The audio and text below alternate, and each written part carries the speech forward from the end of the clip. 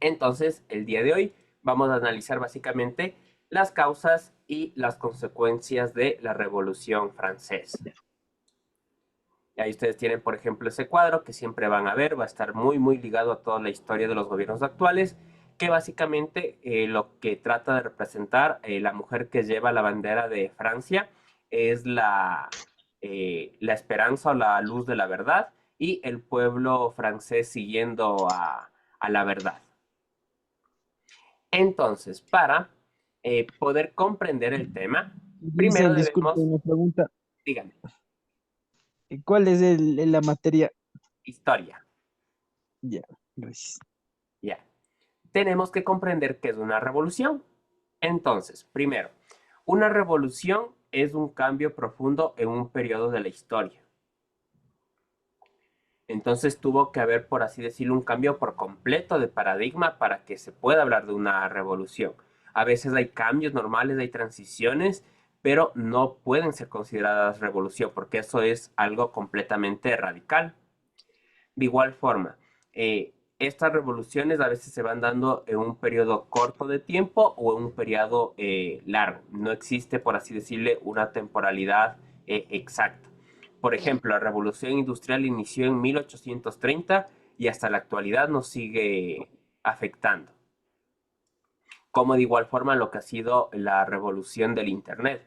La revolución del Internet inicia más o menos de 1960 y ya para el 2010 pudiésemos decir que había afectado un montón a todas las personas.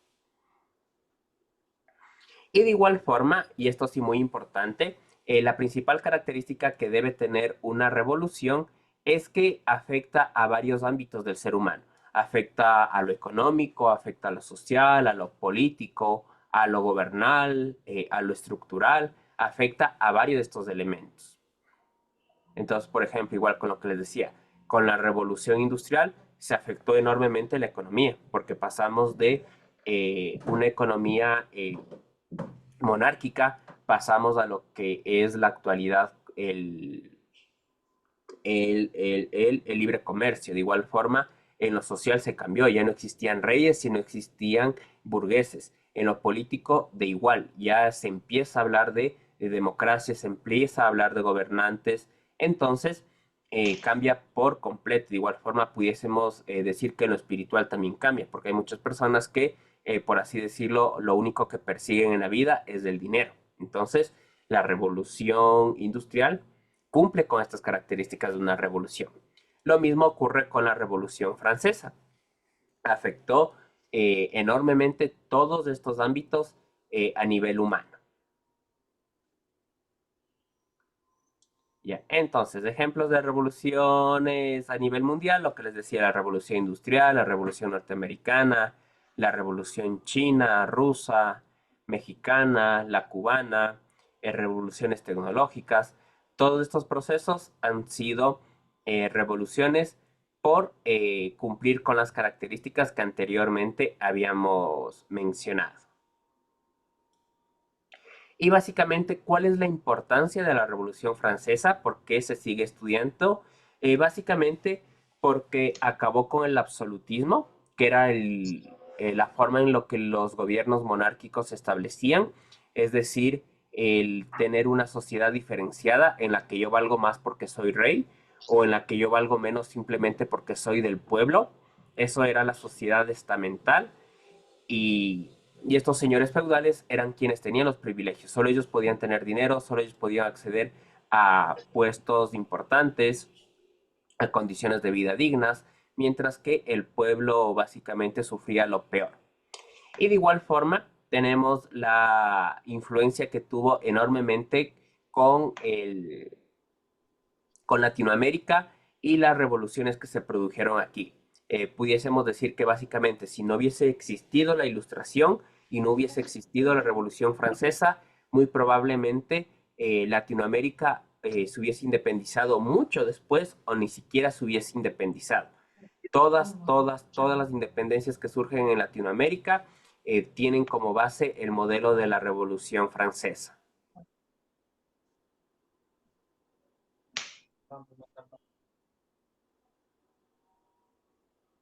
Ya, y ahí de igual forma mencionarles un poquito de cómo era la historia. En este caso de el pueblo francés, la sociedad estaba dividida en tres estados, por así decir. Era el estado de la nobleza o el estado de los feudales, que eran básicamente los reyes. Ellos siempre tenían el poder y obviamente eran quienes concentraban todos los recursos. Estaba el estado del clero, que de igual forma eran funcionarios, en este caso de alto mando, relacionados con la iglesia, que de igual forma tenían grandes cantidades de dinero, tenían grandes tierras, por lo que ellos tenían una calidad de vida muy, muy alta. Y estaba el tercer estado o el pueblo llano, que básicamente era el 92% de la población francesa. ¿Qué es lo que se hacía en este periodo? Lo que se hacía es que se tomaba decisiones entre los tres estados y la mayoría ganaba.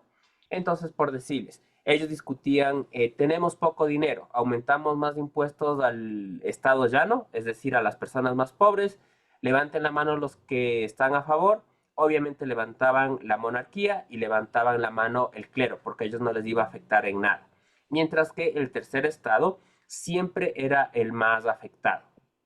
Entonces, básicamente el hecho de que pueda haber un cambio para las personas comunes era básicamente imposible debido a esto, a cómo se tomaban las decisiones. En el sentido de que estaban confabulados, por así decirlo, o era básicamente el mismo grupo, tanto el clero como la monarquía. Ya, entonces, características de la Revolución Francesa. La Revolución Francesa es el movimiento político, social, económico, militar que surgió en Francia en 1789. Ahí les doy el mismo recomendación que les había dado el año anterior. Y relacionando, acuérdense del 7, que 7 son los pecados capitales, 7 es el número de la suerte, y simplemente acomoda los siguientes números, 7, 8 y 9, y usted ya tiene el año de la Revolución Francesa.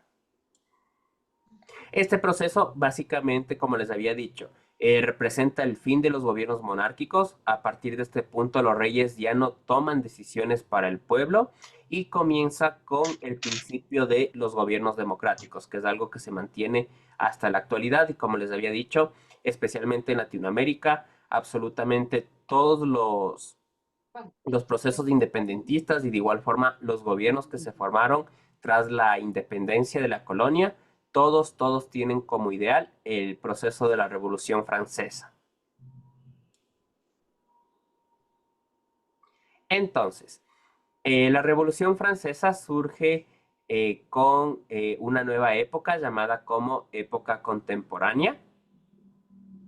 En este caso, Luis XVI y María Antonieta eran quienes eran los reyes de la época en Francia y lamentablemente ellos evidenciaron, por así decirlo, todo lo malo que representaba la monarquía debido a que eh, tomaron muy malas decisiones. Por eso les decía al inicio esta pregunta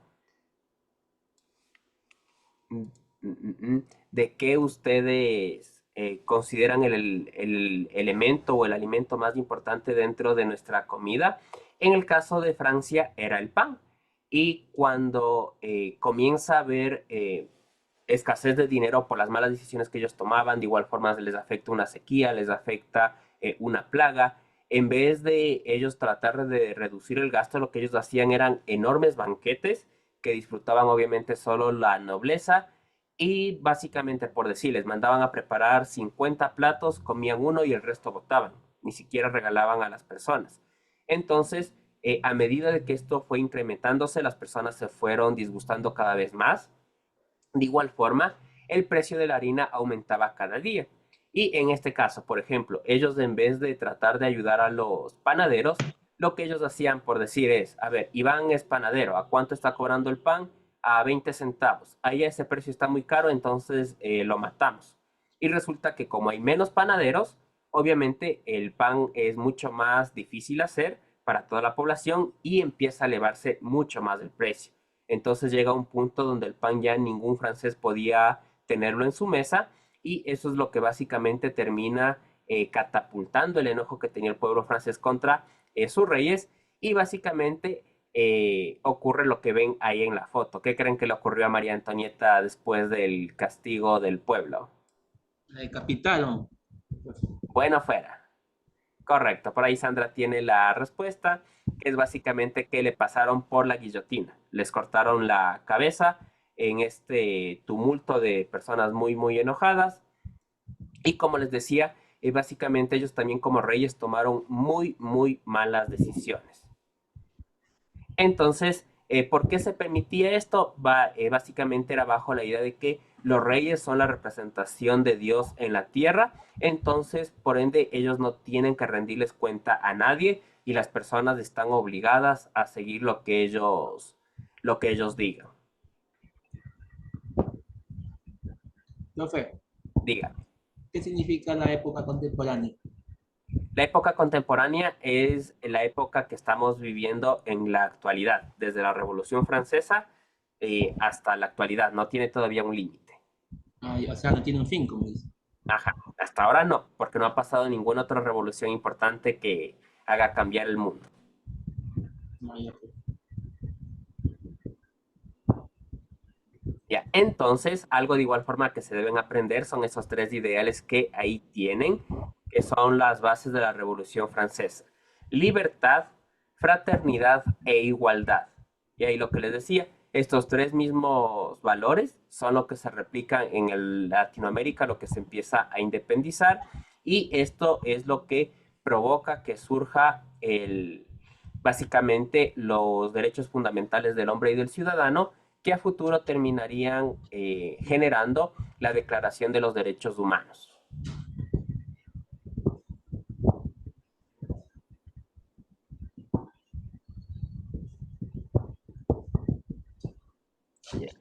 Entonces, dentro de las causas, para ahondar un poquito más, podemos mencionarlas o dividirlas en cuatro básicamente.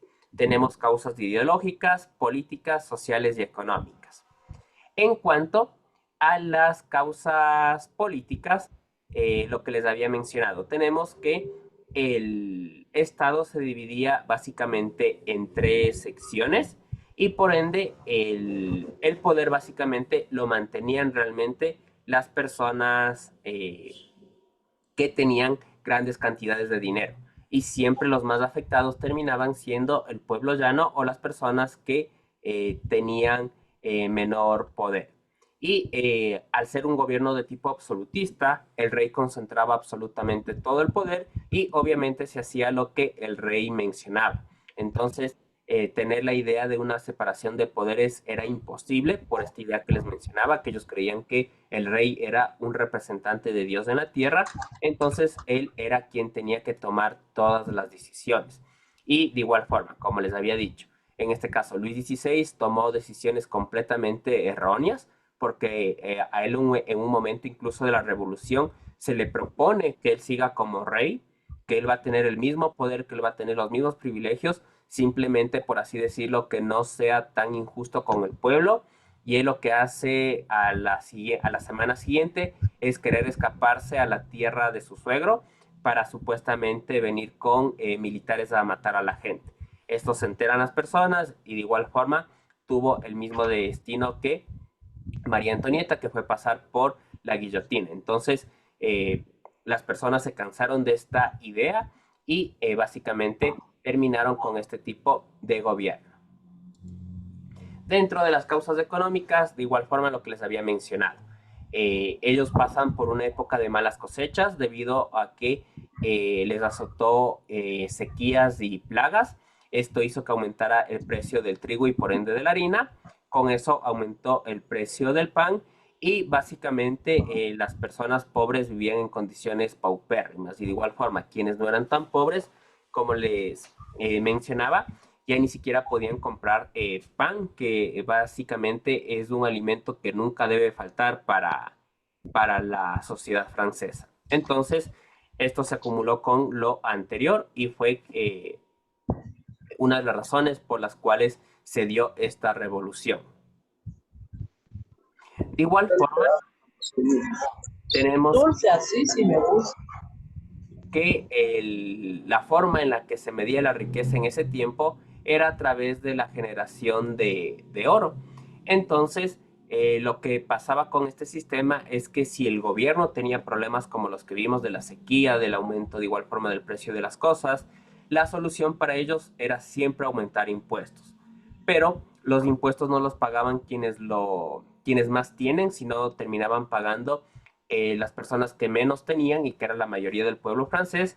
Entonces, esto obviamente significaba que las personas pobres, debido al pago de impuestos, terminaban aún mucho más pobres y en cambio las personas ricas, al básicamente no pagar impuestos, seguían siendo ricas. Entonces, de igual forma, esa división social se fue agravando aún más y terminó con un periodo que se llama periodo de terror dentro de la Revolución Francesa, donde básicamente mataban a mujeres, niños, hombres, a ancianos, a quien sea que tenga que ver con la burguesía o con la monarquía. Básicamente ellos les mataban porque les veían como el enemigo. ¿Ya? Y ahí lo que les mencionaba, por ejemplo, la población en total estaba conformada por el 17% que representaba las personas ricas, mientras que el 83% eran los campesinos y artesanos y era básicamente sobre quienes recaían la economía. Este 17% eran las personas más ricas, mientras que el 83% básicamente tenía que repartirse migajas de lo que ellos dejaban.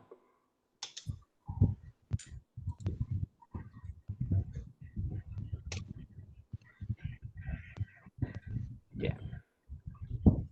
Entonces, dentro de la nobleza estaban quienes se les consideraban dueños de grandes terrenos y descendientes de las familias feudales, es decir, de reyes, de príncipes. Dentro del clero alto estaban sacerdotes, de igual forma que venían de familia con abolengo o que venían de la nobleza y que, como les mencionaba, tenían una gran calidad de vida, mientras que el estado llano o tercer estado básicamente lo conformaban las personas comunes, artesanos, campesinos y demás profesionales. Dentro de las causas ideológicas tenemos básicamente a tres representantes. Tenemos a Voltaire, que él propone en este caso a través de Cartas Filosóficas, que es un libro, él critica esta idea del absolutismo, de por qué una persona debería tener todo el poder, y él menciona o ya plantea esta idea de la separación de poderes, que es seguida por Montesquieu. Él menciona que lo adecuado dentro de un país sería tener dividido quién toma las decisiones para evitar que personas incompetentes se mantengan en el poder o personas que no buscan el bien del pueblo se perpetúen y tomen muy, muy malas decisiones. Entonces, él plantea la separación de poderes. Y como ustedes ven, él defendía la monarquía constitucional. ¿Qué quiere decir esto? Que sigue habiendo reyes, pero que hay una constitución que evita que los reyes tomen malas decisiones en contra del pueblo. Esto no fue aceptado por Luis XVI y básicamente fue de igual forma condenado a la guillotina. Por último, tenemos a Rousseau, que él básicamente plantea el contrato social. ¿Qué nos dice el contrato social? Nos dice que un país tiene una buena participación ciudadana o que tiene una buena representación cuando el ciudadano se siente involucrado en la política. Es decir, por ejemplo, una de las principales cosas que se quejaban los franceses era del aumento de los impuestos, pero ellos obviamente se quejaban del aumento de los impuestos porque no veían ninguna mejora para ellos. Siempre seguían pobres, no podían acceder ni siquiera a pan, pero si en cambio yo veo que pago impuestos y veo que eso se traduce en mejores escuelas, en mejores carreteras, en el hecho que yo si me voy a un hospital tengo todos los medicamentos, no tengo que ir a un médico privado, de igual forma en calidad de vida, en obras que me permiten a mí generar trabajo, generar de igual forma turismo, yo no tengo ningún problema en pagar. Y eso es lo que pasa, por ejemplo, en países nórdicos. En países nórdicos, por ejemplo, le venden la idea de que usted gana 5,000, 6,000 dólares al mes, pero solo en impuestos se le van 3,000, 4,000 dólares. Y las personas, o la gran mayoría de personas, no tienen ningún problema allá con eso, porque sí se traducen obras. Vuelta en Latinoamérica, como que ya nos hemos acostumbrado a que los impuestos rara vez se traducen en obras o mejoras para la ciudadanía. Entonces, esto es lo que menciona Rousseau, que mientras más se tome en cuenta al ciudadano, él se va a sentir más parte de la política. Si yo veo que realmente hay un cambio, por así decirlo, en el país, yo no voy a tener ningún problema en pagar ese dinero en impuestos, porque yo sé que a largo plazo eso va a ser un beneficio para mí también. Entonces, estas ideas obviamente chocan lo que fueron las ideas de la Ilustración de estos tres autores con las ideas del antiguo régimen, donde todo se limitaba a decir el rey tiene la razón, entonces debemos hacer caso, y eso es básicamente lo que provoca la crisis de la Revolución Francesa. Y ahí simplemente, bueno, ya para ir finalizando, la Revolución Francesa tuvo todos estos periodos, no fue que fue un proceso corto, sino fue un proceso bastante largo de alrededor de 30 años, donde fueron, por así decirlo, mutando en distintos tipos de gobierno hasta básicamente llegar a ser la primera república democrática de todo el mundo. Entonces ya se hablaba de derechos humanos, ya se hablaba del pueblo, de la libertad de poder decidir, y que, como hemos visto en la actualidad y como les he mencionado, es básicamente el centro de todo tipo de gobierno en la actualidad. Profe, en ese tiempo, ¿quién elegía a los reyes? Básicamente, el primero que llegó era por decir, yo soy el rey y mi familia va a seguir siendo la Sucesores. nobleza y quienes van a seguir heredando. Lo único que cambiaba era, por así decirlo, si un pueblo conquistaba al otro, tenía que someterse al nuevo rey, pero básicamente era a través de eso. O sea, la sucesión de entre ellos mismos. Ajá. Así que no sé si tienen alguna duda, pregunta. Profe, en ese tiempo había como los hombres parecían, o sea, tenían bastante feminismo, ¿no? O ¿En sea, qué, la monarquía.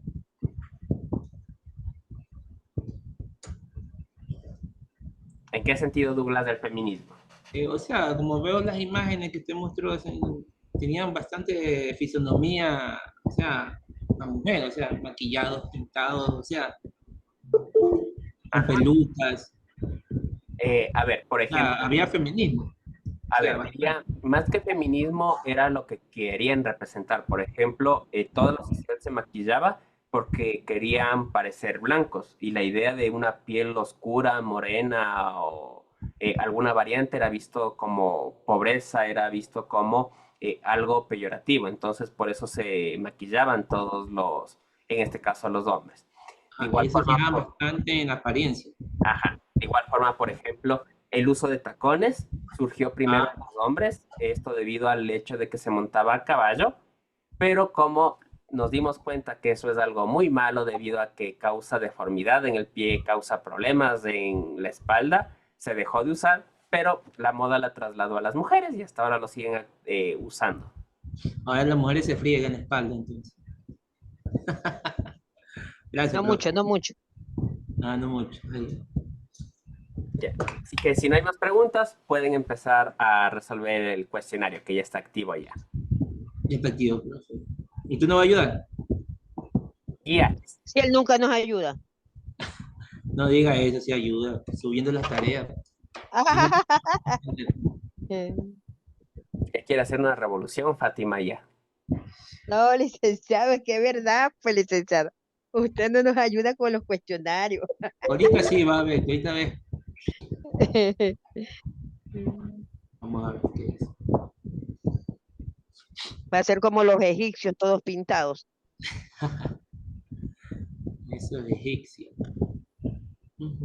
Historia, vamos a ver nuestra historia.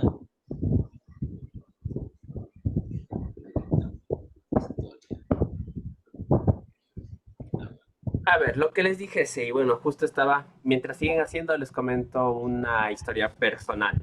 Eh, Justo con un curso que me tocó bastante trabajo sacarles adelante, porque de igual forma ellos querían, por así decirlo, el profe chévere que no manda deberes, que no toma lecciones, que no hace nada.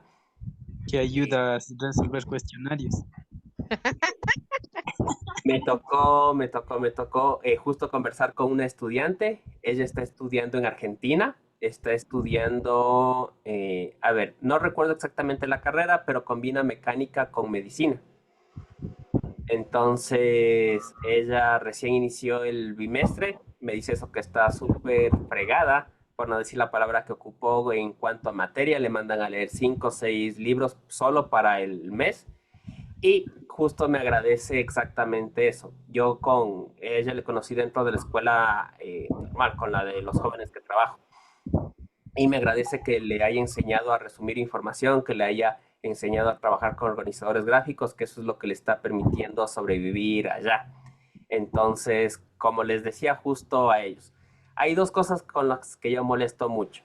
Leer y lo de los argumentos, pero es porque realmente, como les decía, les va a servir para toda la vida. Y ahí la evidencia, que hay, por ejemplo, igual a largo plazo se ve eso, cuando un profesor realmente le saque el aire, es porque a futuro luego todo eso les va a servir y ustedes se van a dar cuenta de, por ustedes mismos, que por qué se tomaba esas decisiones. O sea que es bastante provechoso sacarnos el aire, licenciado. Obvio. De mi parte le agradezco, porque a mí sí me gusta leer bastante. Profe, ¿existe relación entre la revolución latinoamericana y la francesa? Acuérdense, todo eso fue las bases, básicamente, la Revolución Francesa fue la base y la inspiración para que se dé las revoluciones latinoamericanas. Entonces, surjan las otras revoluciones latinoamericanas, ¿no? O sea, Correcto. fue una idea, como dice.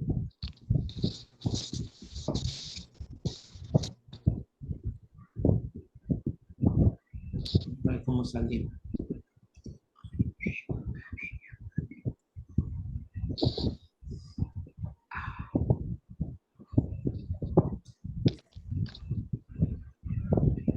Ya, profe, ahí le envié.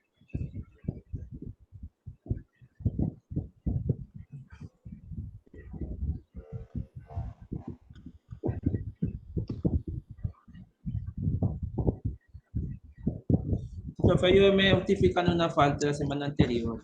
Igual yo hablé con la inspectora general. Ya les paso las justificaciones y entonces.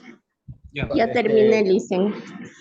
Pueden Licenciado, yo también tengo una falta también con usted, por favor, ayúdenme a justificarla. Ya. Gracias, Licen. Hasta luego. hasta luego. profe, pero cuando uno falta todo el día y habla con inspección general, ya a todos los profesores se le comunica, ¿no? Ajá. Ah, ya, igual yo hablé con la inspectora porque me tocó trabajar ese día, todo el día, y no pude asistir a clase.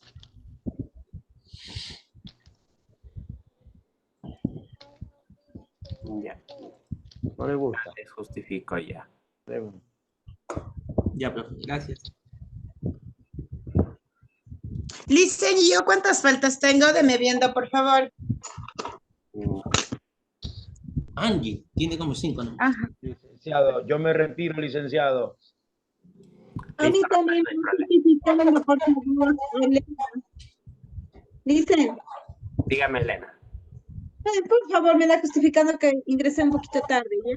Ya, no hay problema. Gracias, muy gentil. Lisan, ¿cuántas faltas tengo yo? A ver. Yo le dije primero a Licen, verá. En esta materia, Angie, una falta nomás tengo injustificada de la semana anterior. El 23 de la semana anterior. Ajá. No, pues dicen, pero sí estuve todo el día en clases la semana anterior. En la semana que falté fue el 23 nada más. Ya, entonces esa sí tiene justificada, igual del 9 tiene justificado. De ahí todo tiene asistencia. Ya. Y yo, profe, Ya, y sí, la anterior semana sí estuve, Licen. Yo, dicen yo, el mío debe viendo. Ya, a ver, Wilson.